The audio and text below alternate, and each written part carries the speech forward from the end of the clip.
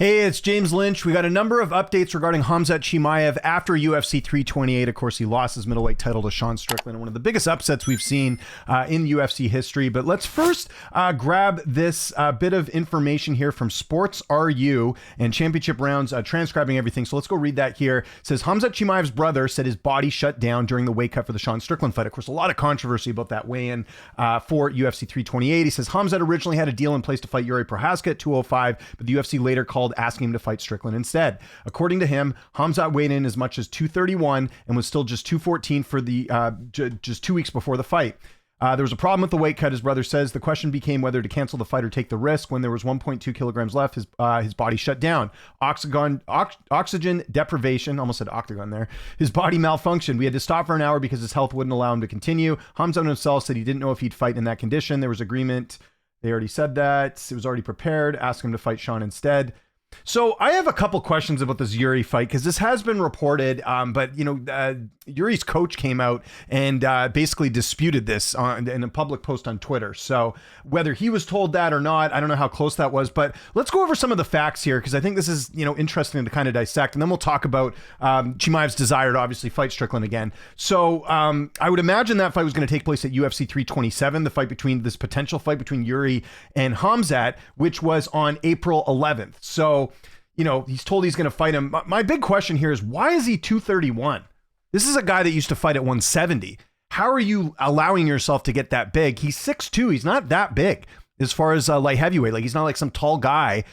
That's kind of concerning. How do you let your weight get that bad for 231? Even if he was to make 205, that's still a pretty hefty cut to get down to the weight class. And again, let's say he's 231, according to Chimaev, and he's fighting Yuri in April. That's not a ton of time to cut that weight. So, as far as that goes, like kind of making it seem like, well, he didn't even want to take the fight. Now, the fight with Strickland and Chimaev was announced on March 12th. The fight took place in May. You didn't have enough time to cut the weight, or you felt like you couldn't make the weight in that amount of time. I mean, listen, I'm fine with fighters revealing things after the fight because we all saw it. The weight cut was terrible, but you can't sit here and say that, we didn't even want to take the fight because, it was too much weight. Like, you shouldn't be getting at 231. That's my first thing. And the second thing is, it's not like this was like 4 weeks out from the fight. This was March 12th. You can see it right here. MMA Fighting. I don't know, the image isn't showing up here, but March 12th, the fight was official with Chimaev and Strickland. And they probably knew before we did as well. So it was probably even earlier than that. So we're talking early March. You found out about the fight. The title fight's in May and you can't get the weight down. I think that's a really lame excuse personally. Like, you had plenty of time to cut the weight and have a good weight cut here. I don't mind fighters revealing that there were issues in the fight, but this comes across as like, oh, I was forced to take the fight. No, you weren't. And you were a huge favorite. And yeah, so just wanted to point that out because I just thought that was kind of lame to say, well, we didn't even want to take the fight at 85. Also, you just won the belt at 85, and Dana came out and said you can't just move up to 205 after winning the belt, but that's an argument for another day. So here's the other key thing here. It says we've requested a rematch with Strickland in the event in Abu Dhabi in October. We want to do it there. You don't have any pull at this point. You're not the champion anymore. So for him to just request that it's got to be in Abu Dhabi, Strickland's already been very vocal about not traveling. Remember when he fought Adesanya for the belt the first time? That was him traveling down to Australia. That wasn't very ideal for Strickland. He's the champion now. I don't think he should have to fight in Abu Dhabi against Chimaev. So there's that. Then we go a step further on this, and we see here that Brett Okamoto spoke to Chimaev's team. Chimaev obsessed with immediate title rematch versus Strickland. So Dana, and I think even Chimaev himself, I could be wrong with this, kind of made it out like he was going to go to 205, but we've seen the tweets, and now we have this report from Brett. It's very obvious that Chimaev now wants to fight Strickland in a rematch. We'll read the quote here. The rematch with Sean Strickland is the only fight that Khamzat wants. He's obsessed with it, his team told ESPN in a statement. That's the only fight he will accept right now. I mean, again, you're not the champion. You can't just say, this is the only fight I'm going to take. He has no leverage here. The other thing is, and I talked about this in the video yesterday, a big reason why this fight was booked, why Sean Strickland got this fight over Nasruddin Imavov, was the fact that this was a fight that had two fighters that hate each other. Well, that's kind of out the window now. They squashed the beef. So, I think a lot of that gets, a lot of the luster to see a rematch right now is kind of taken out of place because you're not going to have the same buildup that we had last time. They're not just going to go back and start talking trash all over again and try and sell the fight. So I think a lot of that's been lost. Now, the fight was close.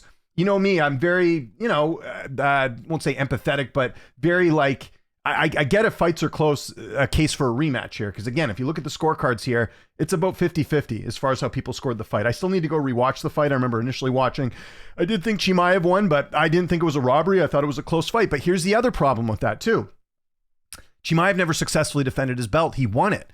So usually, like if a champion's had a couple title defenses, like I talked about this yesterday, Merab getting a trilogy with Petr Yan, I understand that for the simple fact that, you know, he defended his title a number of times. It makes sense, right? But Chimaev never successfully defended the belt. Now, the only case I think he has, like I said, and I'm showing you right here, is that the fight was close. There could be a world where this could take place, but what's going to happen with Nasruddin Imavov? He should be next, right? A lot of people felt he should have got this fight with Chimaev. So what's he going to have to fight someone else? Like, I don't really think that's fair. And again, a big selling point to this fight was the fact that they had this hatred, and that's kind of gone right now with how they ended the fight. So I don't know if Chimaev's going to get this. If I think the UFC's kind of picking and choosing what they want to do. I mean, Strickland, you saw the numbers this week. You know, he's popular. Well, I wouldn't say as popular as ever, but he's very popular right now. I think they're going to probably do a fight with him and Imavov in the States, if I had to guess.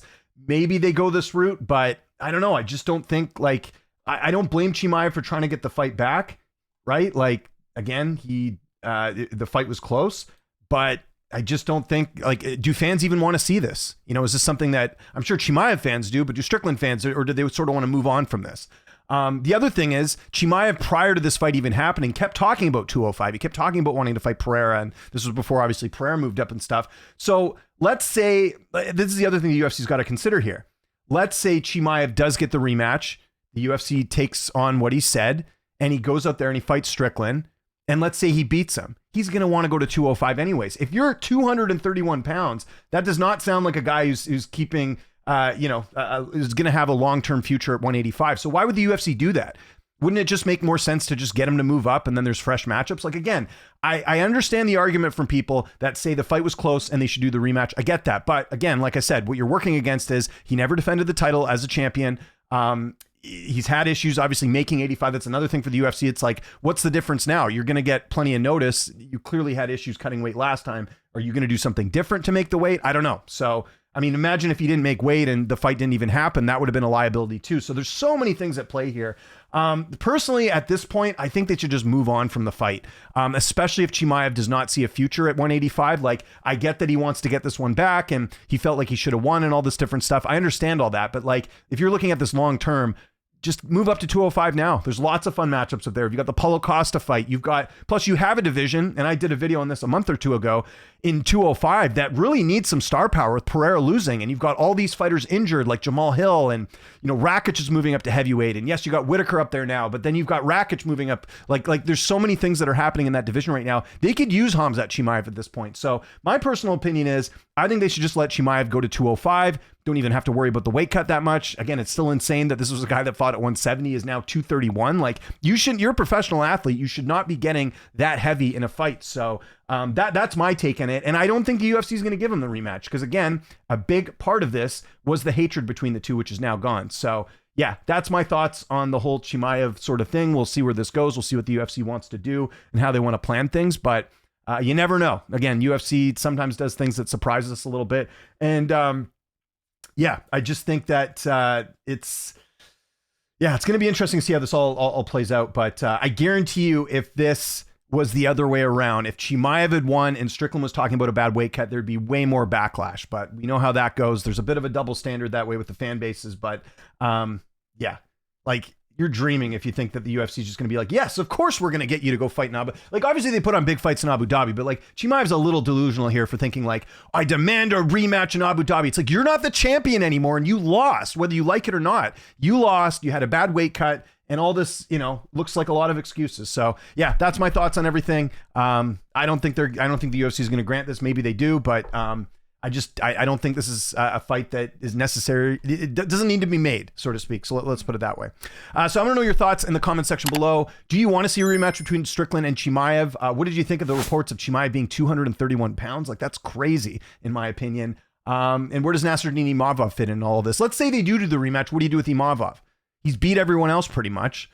You know, I guess there's some fights you could make, but I don't know. I just think it kind of messes things up at 85. Follow me on Twitter, TikTok, Instagram, @Lynch on Sports. My name is James Lynch. Thanks so much for watching, and I'll see you next time.